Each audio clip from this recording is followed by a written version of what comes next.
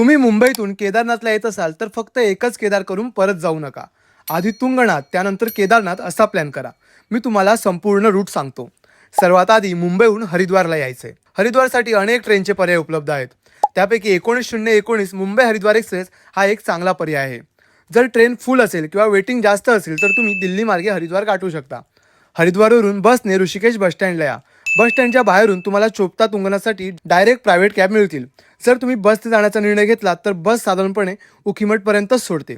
तसेच बसने प्रवास केल्यास वाटेत येणारी देवप्रयाग, धारी देवी मंदिर आणि रुद्रप्रयाग ही सुंदर ठिकाणे तुमच्याकडून मिस होऊन जातात. प्रायव्हेट कॅब घेतल्यास ही सर्व ठिकाणे आरामात कव्हर होतात आणि तुम्ही थेट चोपटाला पोहोचता. चोपटाला पोहोचल्यानंतर जगातील सर्वात उंच शिवमंदिर तुंगनाथ आणि चंद्रशिला शिखराचे दर्शन करून घ्या. हिमालयातील अप्रतिम दृश्यांसह हा अनुभव तुमच्या आयुष्यातील सगळ्यात खास अनुभव असू शकतो. तुंगनाथ चंद्रशिला दर्शन झाल्यानंतर चोपटावरून तुम्हाला सोमप्रयागसाठी डायरेक्ट प्रायव्हेट कॅब मिळतील. साधारणपणे 500 रुपये प्रति व्यक्ती इतका खर्च होतो. सोमप्रयागहून पुढे जाऊन तुम्ही केदारनाथ धामचे दर्शन करू शकता आणि अशा प्रकारे एका ट्रिपमध्ये तुम्ही 2 केदार, तुंगनाथ आणि केदारनाथ यांचे दर्शन पूर्ण करू शकता.